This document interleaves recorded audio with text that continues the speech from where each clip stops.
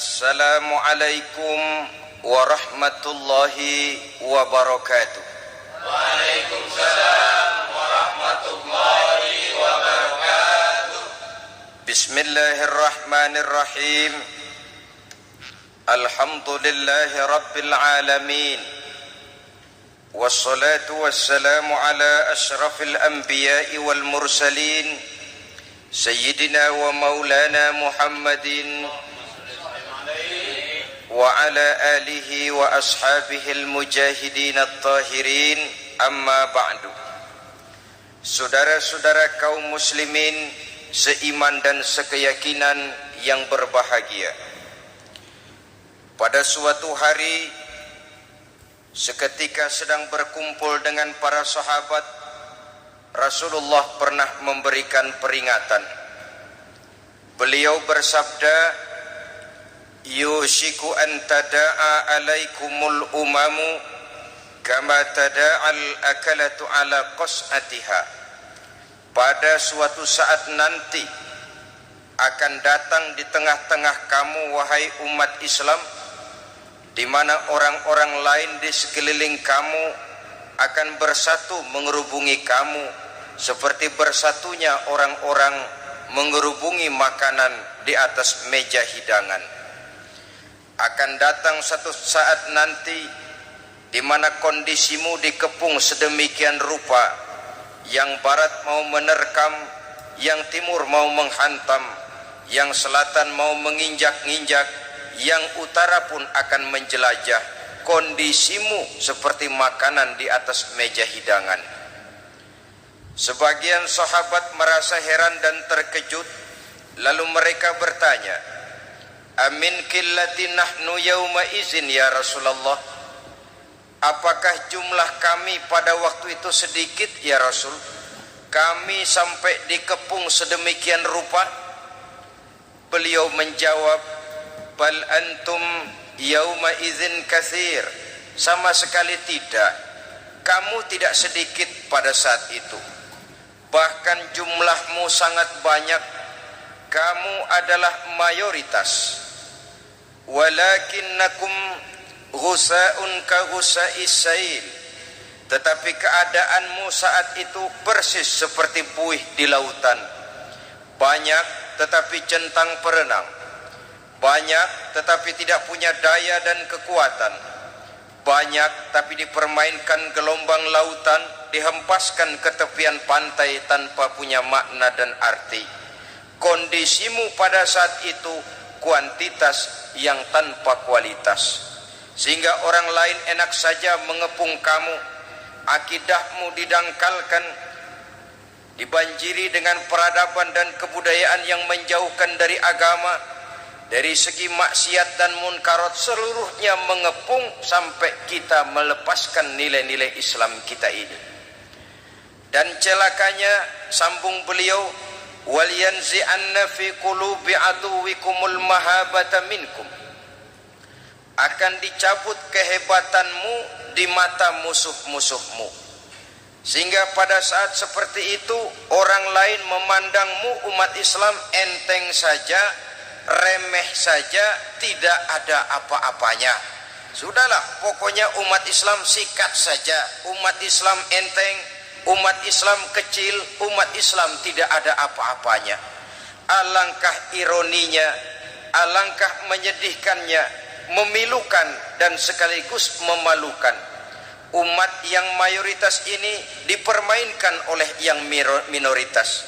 Umat yang jumlahnya terbesar, terbanyak, bahkan konon menurut catatan sampai 90%, tapi dipermainkan oleh mereka kelompok-kelompok kecil ini. Wal yakzifanna fi qulubikumul wahn. Pada saat itu di hatimu dicampakkanlah penyakit wahan. Sahabat kemudian bertanya, wa mal wahnu ya Rasulullah? Apakah penyakit wahan itu ya Rasul? Beliau menjawab, hubbud dunya wa karahiyatul maut. Penyakit wahan itu tidak lain hubbud dunya wa karahiyatul maut. Terlalu cinta kepada dunia dan terlalu takut kepada mati. Materialistis dan takut resiko. Dua penyakit inilah yang menyebabkan walaupun umat ini mayoritas, tapi dipermainkan oleh yang minoritas. Walaupun dia golongan terbesar, tapi nasibnya seperti makanan di atas meja makan. Dari segala macam penjuru mau menghantam dia. Saudara-saudara kaum muslimin yang berbahagia, ini merupakan analisa sosial bahwa pada satu saat nanti akan terjadi di tengah-tengah umat di mana kita dihantam dan diserbu dari segala macam penjuru. Akidah didangkalkan, peradaban dan kebudayaan dirusak, makanan dan minuman diracuni, pakaian ditelanjangi dan lain sebagainya, sampai kita melepaskan nilai Islam yang kita cintai ini. Kondisi sosial ini satu saat akan datang kepada kita. Demikian analisa dan peringatan dari Rasulullah sallallahu alaihi wasallam. Marilah sekarang kita melihat, adalah benar bahwa di zaman sekarang kita insya Allah tidak akan mengalami perang Badar sehebat yang pernah dialami oleh Rasul dan para sahabatnya. Tetapi sesungguhnya perang yang kita hadapi di zaman sekarang ini tidak kalah hebatnya dengan perang Badar, tidak kurang dahsyatnya dengan perang Uhud, tidak kurang ngerinya dari perang Khandaq. Hanya saja yang kita hadapi sekarang ini bukan ujung pedang, bukan ujung tombak, bukan ujung panah. Yang kita hadapi sekarang ini adalah perang akidah, perang ideologi, perang mempertahankan keyakinan. Yang kalau kita kalah sekarang, kita memang masih beragama, tetapi anak kita, cucu kita, generasi yang akan hidup 5, 10, 20, 30 tahun yang akan datang, wallahu a'lam bissawab. Islam, saudara-saudaraku, tidak mungkin hilang dari dunia. Tetapi tidak mustahil Islam gulung tikar dari desa kita. Tidak mustahil Islam gulung tikar dari kampung dan kota kita, jikalau kita tidak menjaganya, jikalau kita tidak memeliharanya, bahkan jikalau kita tidak mewariskannya kepada anak-anak kita, generasi yang akan datang.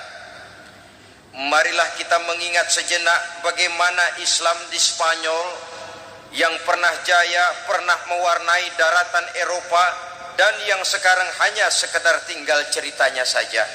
Ini pernah diperingatkan oleh Rasul dalam satu hadis, sayati ala ummati zamanun la yabqal Islam illa ismun wala minal Quran illa rasmun. Akan datang satu masa di tengah umatku di mana pada masa itu Islam ada tapi hanya tinggal sekedar namanya saja, dan Quran pun ada tapi cuma sekedar tinggal tulisannya saja. Apabila kita tidak mewariskan ini kepada generasi yang akan datang, maka serbuan-serbuan dari berbagai macam penjuru dari hari ke hari semakin kita rasakan kehebatannya. Tidak mustahil sejarah Spanyol akan terjadi di desa kita, akan terjadi di kampung kita, akan terjadi di kota kita. Orang Spanyol kalau mereka cerita kepada anaknya, mereka akan cerita, "Nak, di sini dulu ada masjid." Kapan, Pak? Dulu bener dah. Banyak orang Islam kalau hari Jumat pada sembahyang, kapan itu, Pak? Dulu sekali. Sekarang cuma sekedar tinggal ceritanya saja.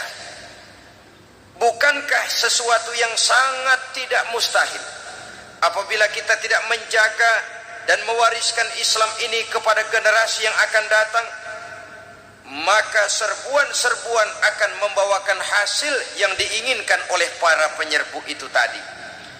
Kita sudah menjadi umat yang mayoritas, tetapi umat yang mayoritas ini menurut Rasul dikepung sedemikian rupa, akidahnya didangkalkan, peradaban dan kebudayaannya ditekan sedemikian rupa, kehidupan sosialnya dibuat individualis, kemudian dari segi pergaulan, pakaian, makanan, minuman dan sebagainya diracuni sampai dia tidak lagi berpegang teguh kepada agamanya. Dan dikala itu hilang kehebatan umat ini di mata musuh-musuhnya. Orang lain memandang kita ringan saja, enteng saja, satu umat yang sudah kehilangan wibawa. Padahal konon kabarnya kita mayoritas, tapi enak saja dikutak-kutik orang lain. Dan dikala itu di hati kita merajalela penyakit uahan. Penyakit uahan itu apa? Pertama, hubbud dunia, terlalu cinta kepada dunia. Terlalu cinta kepada dunia yang menyebabkan kita lupa akan tanggung jawab dan kewajiban, lupa meneruskan dan mewariskan Islam kepada generasi yang akan datang.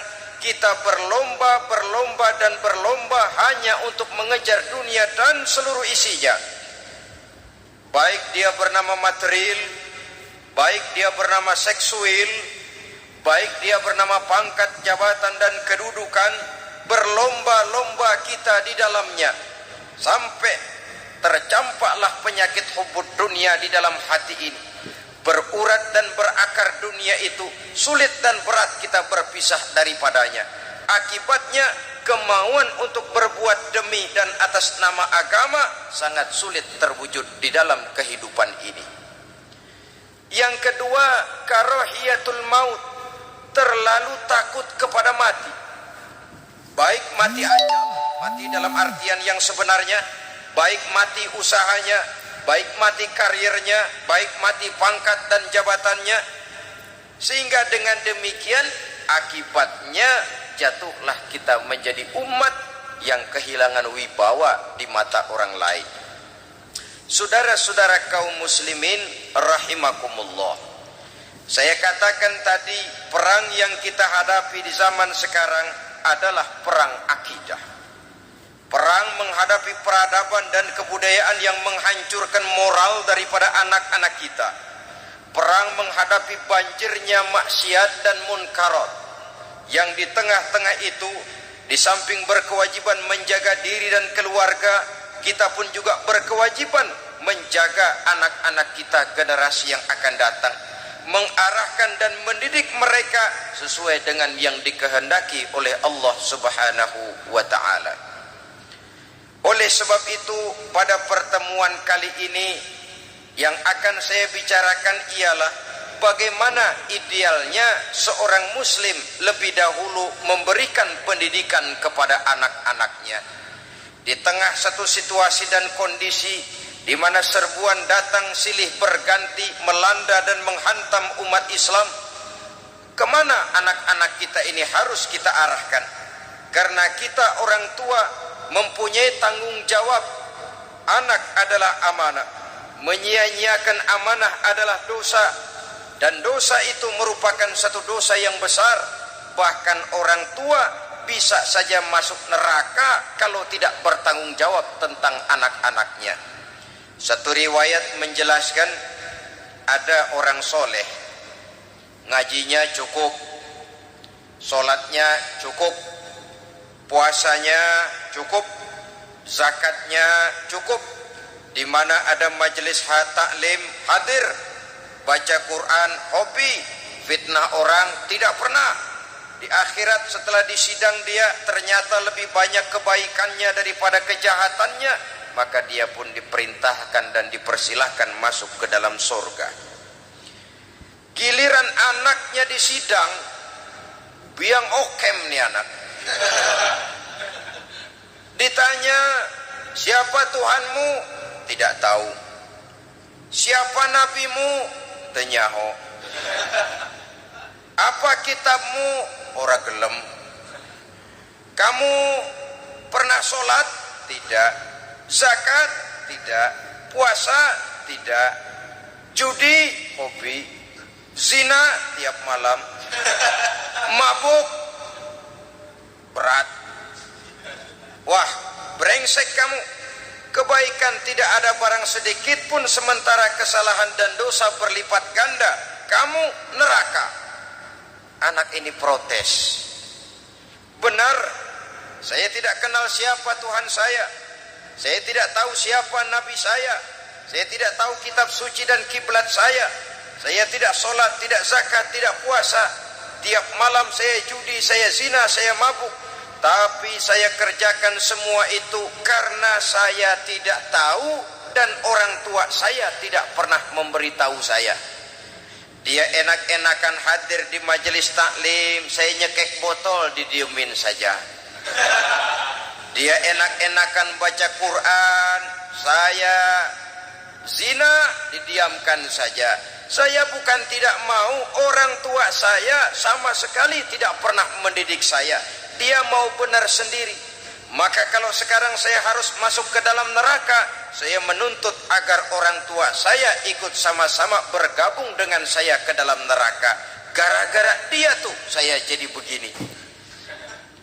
Orang tuamu yang mana? Tuh, yang barusan mau ke surga.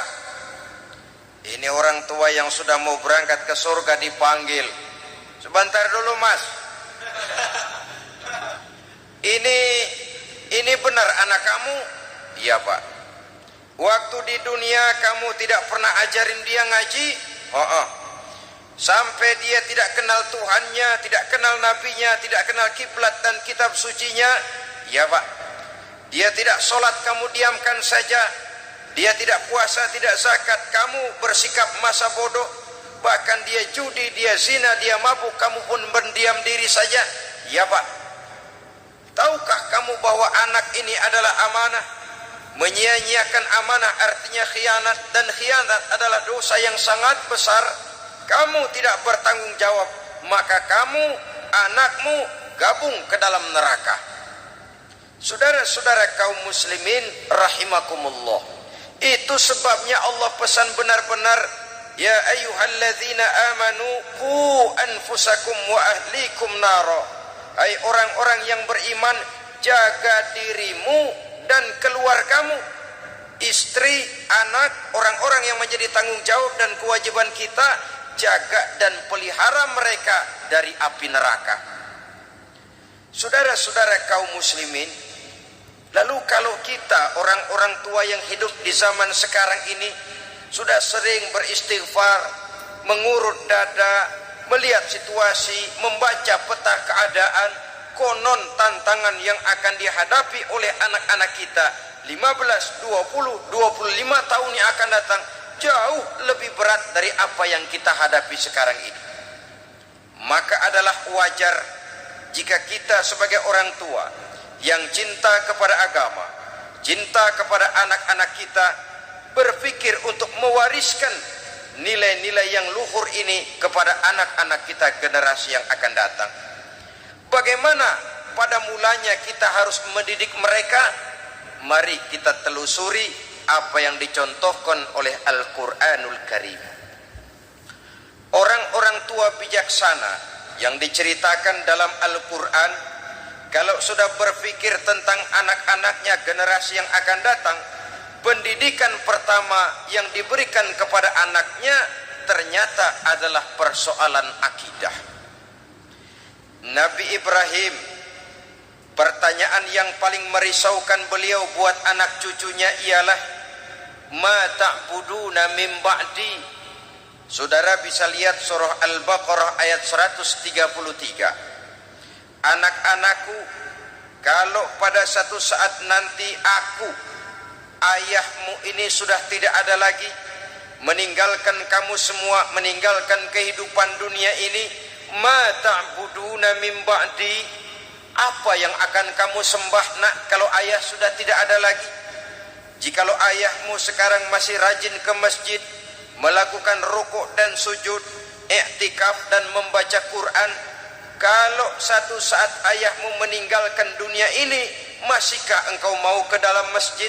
Masihkah engkau rukuk dan sujud? Masihkah engkau i'tikaf? Ma ta'buduna min ba'di, apa yang akan kamu sembah kalau aku ayahmu tidak ada lagi nak? Ditanamkan bukan hanya keyakinan bertauhid, sekaligus juga menyembah kepada Allah yang kita yakinkan dengan tauhid itu tadi. Bukankah berbeda dengan kita kebanyakan orang tua sekarang? Kita tidak pernah berpikir ma ta'buduna min ba'di. Kalau bapak tidak ada, kamu nyembah apa nak? Kita orang tua sekarang pagi-pagi malah berpikir ma ta'kuluna min ba'di. Kalau bapak enggak ada, kamu nanti makan apa nak? Bukan nyembah apa yang kita pertanyakan, bukan nyembah apa yang kita khawatirkan, makan apa nak? Maka yang dicari lalu sekolah-sekolah yang bonafit, yang tidak peduli apakah itu merusak imannya, mematikan akidahnya, menghancurkan keyakinannya. Yang penting ada jaminan hari depan bisa dapat lapangan kerja. Akibatnya berduyun-duyun orang-orang tua muslim menyekolahkan anaknya di sekolah-sekolah yang bukan Islam, yang nyata-nyata membahayakan akidahnya, dididik dengan kultur dan budaya yang bertentangan dengan nilai-nilai agamanya. Bukankah ini berarti merelakan anak untuk dikafirkan? Bukankah ini artinya menyerahkan anak untuk ditulis menurut selera para pendidik yang tidak sesuai dengan nilai akidah yang dimilikinya? Mengapa kita tidak berpikir seperti Nabi Ibrahim yang sebelum memberikan pendidikan kecerdasan, sebelum pendidikan matematika, IPS, PSBB dan disiplin ilmu lainnya, yang pertama ditanamkan ma ta'buduna min ba'di. Kalau ayahmu tidak ada, kamu menyembah apa nak? Menyembah Allah apa nanti malah menyembah harta? Menyembah Allah apa nanti malah mendewa-dewakan pangkat dan jabatan? Menyembah Allah apa malah nanti menyembah alam? Itu yang dikhawatirkan Nabi Ibrahim kepada generasi yang akan datang. Dan itu saudara-saudara yang seharusnya mengkhawatirkan kita kepada anak-anak kita, generasi yang akan datang. Lihatlah serbuan akidah di zaman sekarang ini. Dimanfaatkan kemiskinan kita umat Islam. Diberikan kita tawaran berupa beras, pakaian, obat-obatan, kalau perlu beasiswa, asal bisa melepaskan keislaman kita ini. Bertahap, sedikit demi sedikit, step by step, shibran bi shibrin wa zira'an bi zira'in. Dan harus saya ingatkan, orang di zaman sekarang tidak mungkin menghantam Islam secara frontal. Tidak mungkin menghantam Islam terang-terangan, apalagi mengerahkan satuan militer. Tidak.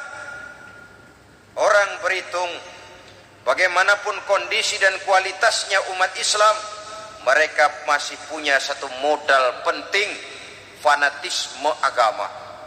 Kalau ini disulut, api jihad segera berkobar, dan hanya maut yang bisa menghentikan orang yang dibakar dengan semangat jihad. Orang tahu itu. Betapa Uni Soviet kedodoran menghadapi mujahidin Afghanistan yang disulut oleh semangat jihad yang berkobar dengan persenjataan yang primitif ketimbang persenjataan Uni Soviet. Entah mereka pantang surut mundur ke belakang. Jadi jangan mimpi bahwa orang mau menghantam Islam ini dengan melarang pengajian, meruntuhkan masjid, menyegel pondok pesantren. Tidak. Melarang orang sholat. Tidak.